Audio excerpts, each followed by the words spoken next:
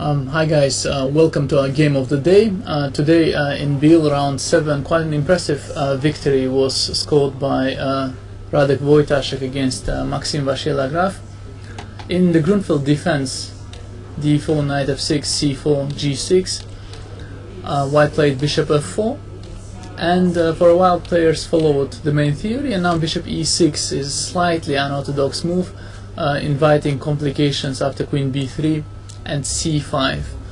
These complications are known to be okay for black, and now white deviated from the main complications by going c5, and this has been played already in a pretty important game, Gelfand-Grischuk, about a year ago, a game in which black Grischuk scored quite an impressive victory.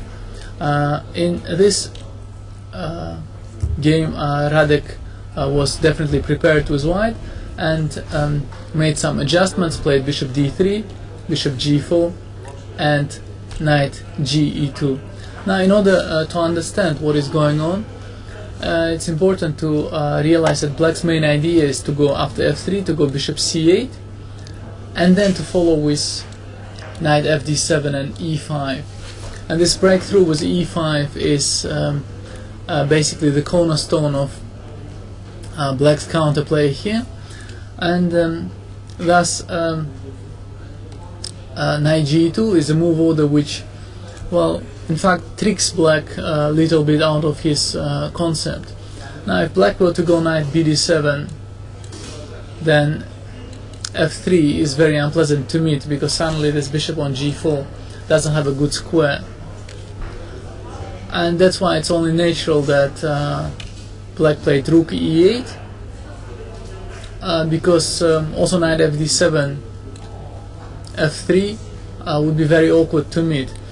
I, however, when watching this game online, I had a strong urge just to take on e2. I thought this would be the safest way for black to proceed, just to get rid of this troubling bishop, and after queen takes e2, or maybe even bishop e2, to go knight fd7 and proceed with the plan with e5. And I'm pretty sure that if white had any advantage here, his advantage would still be within limits. Radek Wojtaszek, during the press conference, he still thought that e4 takes knight f6, that white has some edge here, but as I said, even if he has an edge, then it would be quite minimal at best. After rook e8 as played in the game, black started having some difficulties. Now f3, bishop c8, you see we got the same position like we had, only black was forced to go rook e8, or rather black felt forced to go rook e8, and he didn't quite get what he wanted. After castles, knight bd7, bishop g5, threatening f4 with a complete bind. Black played e5, b4. It became apparent that this opening will be quite dangerous for black, since white's space advantage on the queen side is quite threatening, and this space advantage later more or less decided the game. Black played knight f8, bishop h4, and bishop h6.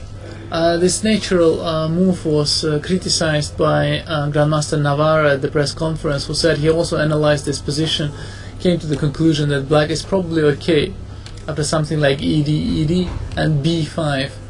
Slightly unusual concept, but very importantly blocking now the queen side against the advanced b5, and it's not entirely clear how exactly white is going to break black's defenses. At some point maybe he will have to sacrifice the piece by going a4, ab, and then knight takes b5, but this is definitely going to be double-edged.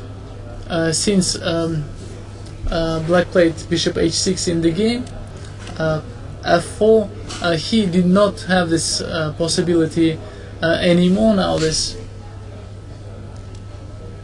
pin became quite awkward for black. Once again, Grandmaster Navarra, who seems to have done quite some job in this opening, although I mean this was not his game, but he seemed to know the position nonetheless. He suggested the move g5 as an attempt to complicate matters.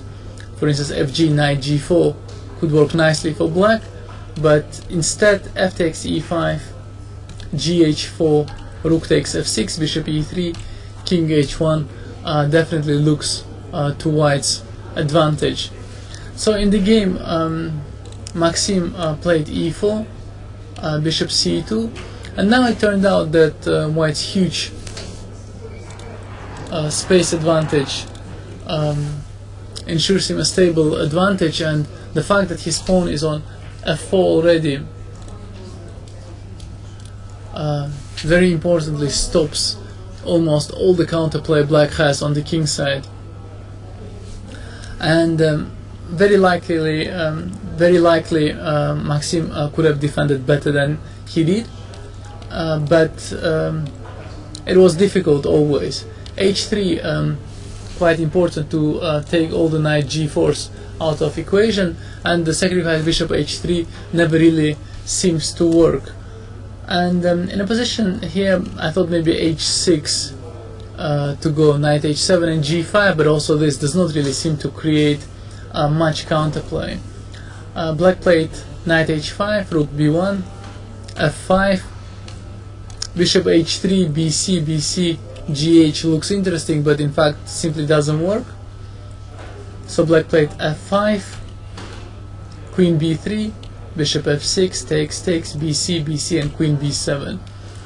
So in a position like this, black had to try to defend passively after knight e6, knight c1. Maybe his best chance was to go a5 at some point. He has to prevent the white knight coming from a5 to a5, but nonetheless it looks pretty sad. Maybe one day the other knight will come to b6, and it remains quite passive for black and quite bad. I mean, he played rook b8 in the game, hoping to get some counterplay after queen a7, rook b1, knight b1, and g5. Well, this counterplay is sufficient. It's a different method. This would at least be an attempt to launch an attack. White did not allow this, played queen takes c8, rook c8, knight b3, and this is a very difficult endgame for black, who really has no breathing space at all. Maxim tried some counterplay with knight c7, knight a5, knight b5, and I think bishop takes b5, ab, cb, a3 was an idea. Knight a2, knight b4 would be positionally winning for white, but also what Radek did, he played knight e2.